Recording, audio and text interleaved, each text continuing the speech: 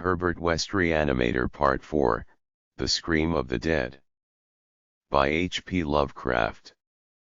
The scream of a dead man gave to me that acute and added horror of Dr. Herbert West which harassed the latter years of our companionship.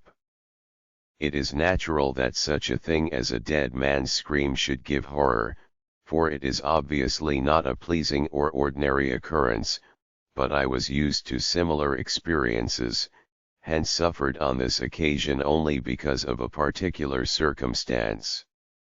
And, as I have implied, it was not of the dead man himself that I became afraid.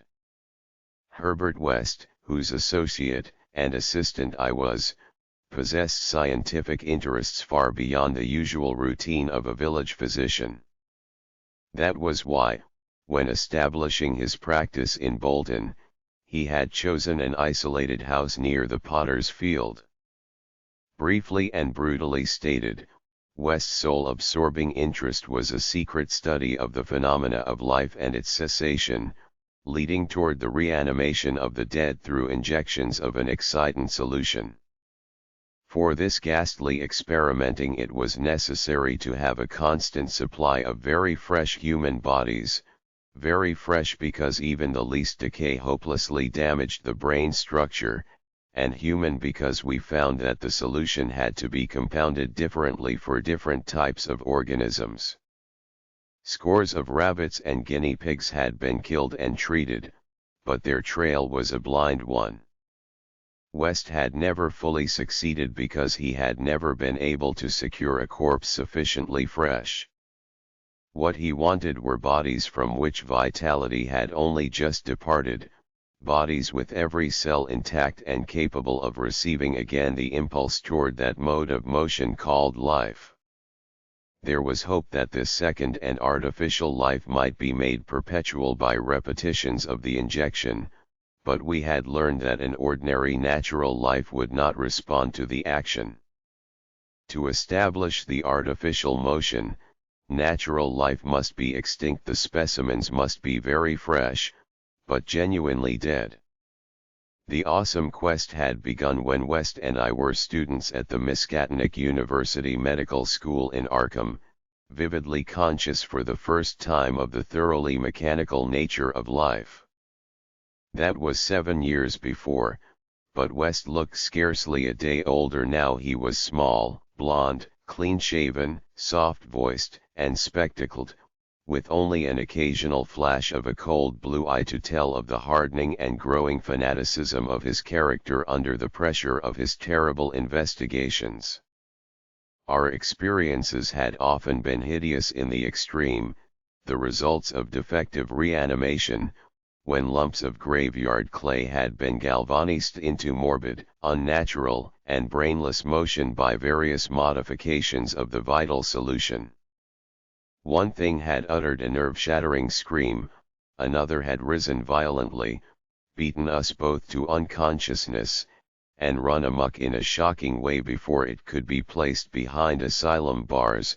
Still another, a loathsome African monstrosity, had clawed out of its shallow grave and done a deed. West had had to shoot that object. We could not get bodies fresh enough to shew any trace of reason when reanimated, so had perforce created nameless horrors. It was disturbing to think that one, perhaps two, of our monsters still lived. That thought haunted us shadowingly, till finally West disappeared under frightful circumstances. But at the time of the scream in the cellar laboratory of the isolated Bolton cottage, our fears were subordinate to our anxiety for extremely fresh specimens. West was more avid than I, so that it almost seemed to me that he looked half covetously at any very healthy living physique. It was in July, 1910, that the bad luck regarding specimens began to turn.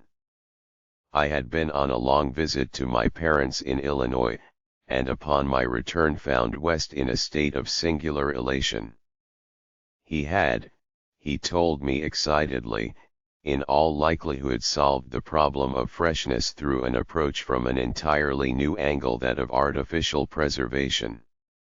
I had known that he was working on a new and highly unusual embalming compound, and was not surprised that it had turned out well, but until he explained the details I was rather puzzled as to how such a compound could help in our work, since the objectionable staleness of the specimens was largely due to delay occurring before we secured them. This, I now saw, West had clearly recognized, creating his embalming compound for future rather than immediate use, and trusting to fate to supply again some very recent and unburied corpse, as it had years before when we obtained the Negro killed in the Bolton prize fight. At last fate had been kind, so that on this occasion there lay in the secret cellar laboratory a corpse whose decay could not by any possibility have begun. What would happen on reanimation, and whether we could hope for a revival of mind and reason, West did not venture to predict. The experiment would be a landmark in our studies, and he had saved the new body for my return, so that both might share the spectacle in accustomed fashion. West told me how he had obtained the specimen. It had been a vigorous man, a well-dressed stranger just off the train on his way to transact some business with the Bolton Wurst Mills. The walk through the town had been long, and by the time the traveler paused at our cottage to ask the way to the factories his heart had become greatly overtaxed. He had refused a stimulant, and had suddenly dropped dead only a moment later. The body, as might be expected, seemed to West a heaven-sent gift. In his brief conversation the stranger had made it clear that he was unknown in Bolton, and a search of his pockets subsequently revealed him to be one Robert Levitt of St. Louis, apparently without a family to make instant inquiries about his disappearance. If this man could not be restored to life, no one would know of our experiment. We buried our materials in a dense strip of woods between the house and the potter's field. If, on the other hand, he could be restored, our fame would be brilliantly and perpetually established. So without delay West had injected into the body's wrist the compound which would hold it fresh for use after my arrival. The matter of the presumably weak heart, which to my mind imperiled the success of our experiment, did not appear to trouble West extensively. He hoped at last to obtain what he had never obtained before, a rekindled spark of reason and perhaps a normal, living creature.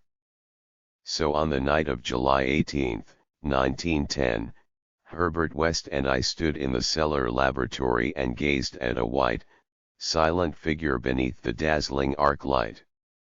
The embalming compound had worked uncannily well, for as I stared fascinatedly at the sturdy frame which had lain 2 weeks without stiffening, I was moved to seek West's assurance that the thing was really dead. This assurance he gave readily enough, reminding me that the reanimating solution was never used without careful tests as to life, since it could have no effect if any of the original vitality were present.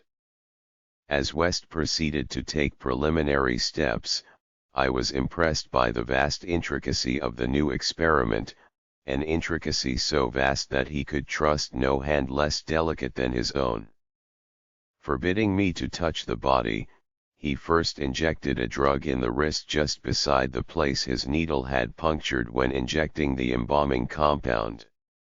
This, he said, was to neutralize the compound and release the system to a normal relaxation so that the reanimating solution might freely work when injected. Slightly later, when a change and a gentle tremor seemed to affect the dead limbs, West stuffed a pillow-like object violently over the twitching face, not withdrawing it until the corpse appeared quiet and ready for our attempt at reanimation. The pale enthusiast now applied some last perfunctory tests for absolute lifelessness, withdrew satisfied, and finally injected into the left arm an accurately measured amount of the vital elixir, prepared during the afternoon with a greater care than we had used since college days, when our feet were new and groping. I cannot express the wild, breathless suspense with which we waited for results on this first really fresh specimen, the first we could reasonably expect to open its lips in rational speech, perhaps to tell of what it had seen beyond the unfathomable abyss. West was a materialist, believing in no soul and attributing all the working of consciousness to bodily phenomena. Consequently, he looked for no revelation of hideous secrets from gulfs and caverns beyond death's barrier. I did not wholly disagree with him theoretically, yet held vague instinctive remnants of the primitive faith of my forefathers, so that I could not help eyeing the corpse with a certain amount of awe and terrible expectation. Besides, I could not extract from my memory that hideous, inhuman shriek we heard on the night we tried our first experiment in the deserted farmhouse at Arkham. Very little time had elapsed before I saw the attempt was not to be a total failure. A touch of color came to cheeks hitherto chalk-white, and spread out under the curiously ample stubble of sandy beard. West, who had his hand on the pulse of the left wrist, suddenly nodded significantly, and almost simultaneously a mist appeared on the mirror inclined above the body's mouth. There followed a few spasmodic muscular motions, and then an audible breathing and visible motion of the chest. I looked at the closed eyelids, and thought I detected a quivering. Then the lids opened, shewing eyes which were grey, calm, and alive, but still unintelligent and not even curious. In a moment of fantastic whim I whispered questions to the reddening ears, questions of other worlds of which the memory might still be present. Subsequent terror drove them from my mind, but I think the last one, which I repeated, was, "Where have you been?" I do not yet know whether I was answered or not, for no sound came from the well-shaped mouth, but I do know that at that moment I firmly thought the thin lips moved silently, forming syllables I would have vocalized as only now if that phrase had possessed any sense or relevancy. At that moment, as I say, I was elated with the conviction that the one great goal had been attained, and that for the first time a reanimated corpse had uttered distinct words impelled by actual reason. In the next moment there was no doubt about the triumph, no doubt that the solution had truly accomplished, at least temporarily, its full mission of restoring rational and articulate life to the dead. But in that triumph there came to me the greatest of all horrors, not horror of the thing that spoke, but of the deed that I had witnessed and of the man with whom my professional fortunes were joined. For that very fresh body, at last writhing into full and terrifying consciousness with eyes dilated at the memory of its last scene on earth, threw out its frantic hands in a life and death struggle with the air, and suddenly collapsing into a second and final dissolution from which there could be no return, screamed out the cry that will ring eternally in my aching brain. "Help! Keep off, you cursed little towhead fiend, keep that damned needle away from me."